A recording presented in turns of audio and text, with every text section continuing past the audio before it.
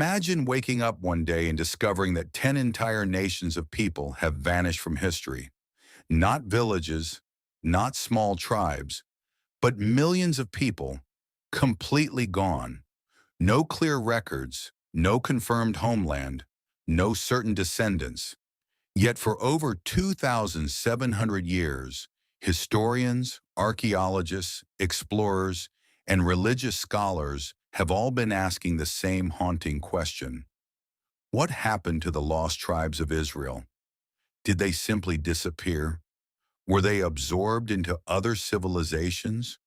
Or are their descendants still alive today, scattered across the world, without even knowing their true identity? Some believe they migrated into Asia. Others claim they became the ancestors of entire nations. There are even communities in Africa, India, and Central Asia that claim to be their descendants.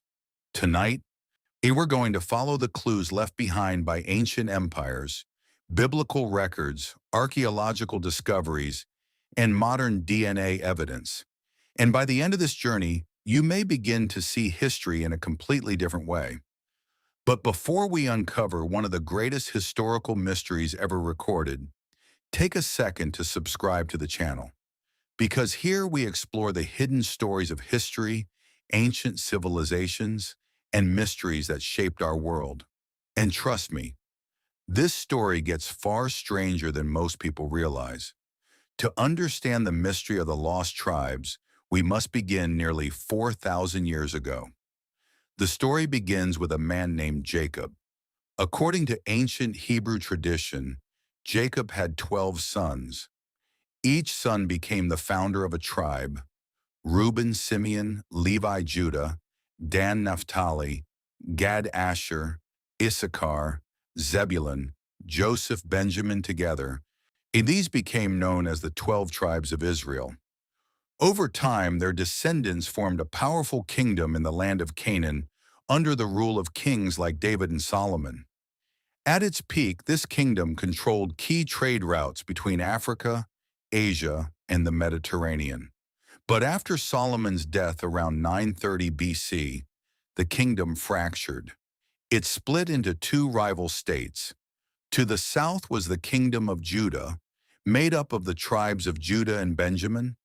To the north was the kingdom of Israel, consisting of the other 10 tribes. And it is these 10 tribes that would eventually become history's greatest disappearance.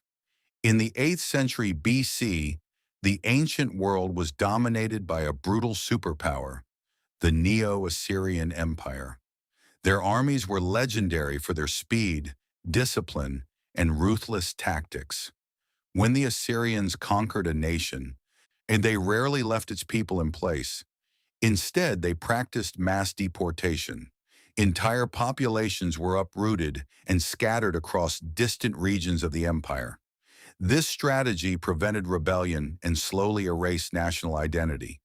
And in 722 BC, the northern kingdom of Israel became their next target. The Assyrian king Shalmaneser V laid siege to the capital city of Samaria. After years of resistance, the city finally fell.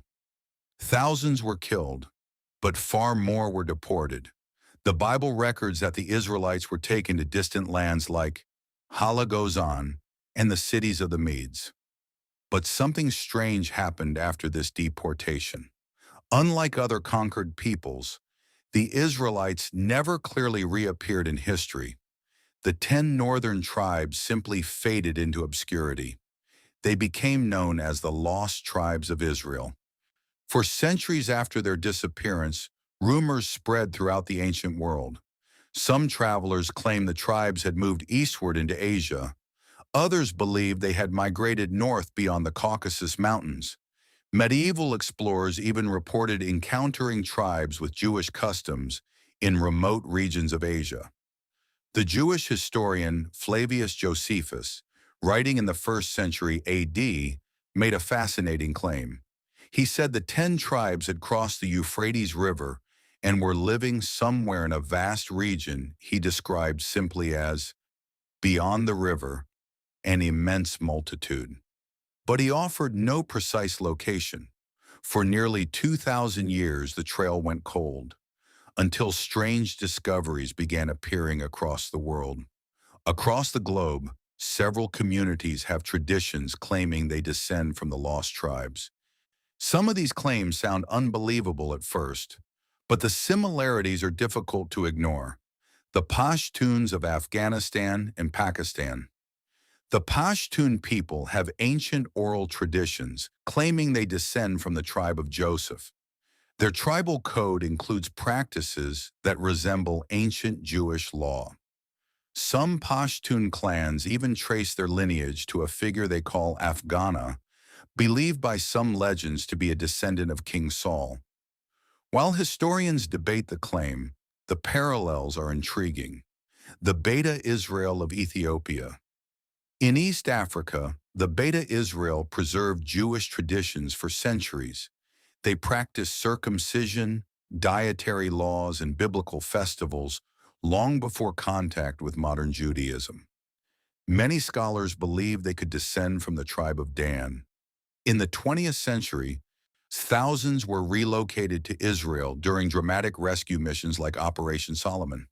The B'nai Menashe of India Deep in northeast India lives a small community called the B'nai Menashe. They preserve songs and stories describing a journey from the Middle East through Central Asia. Some practice rituals remarkably similar to ancient Hebrew customs. In recent decades, genetic studies and rabbinical investigations have sparked renewed interest in their origins. One major theory suggests the lost tribes migrated along the ancient Silk Road. This massive network of routes connected the Mediterranean world to China. Over centuries, traders, soldiers, and refugees traveled these paths. Some scholars believe the deported Israelites slowly moved eastward, integrating into local cultures. Fragments of their traditions may have survived in scattered communities, but the evidence remains incomplete, which leads us to perhaps the most fascinating modern tool for solving the mystery. In the last few decades, genetic science has opened a new chapter in the search for the lost tribes. Researchers studying Jewish ancestry have identified markers common among many Jewish populations.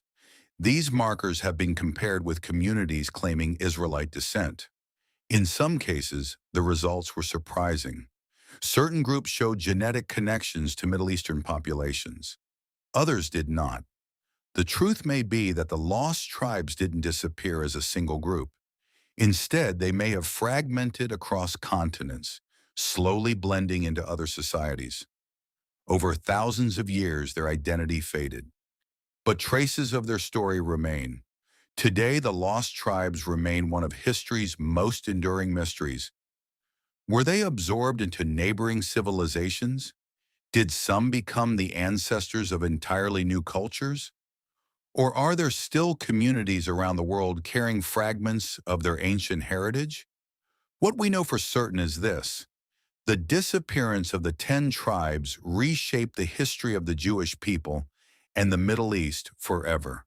And even now, archaeologists, historians, and geneticists continue searching for answers. Because somewhere in the vast tapestry of human history, the story of the lost tribes may still be waiting to be fully uncovered.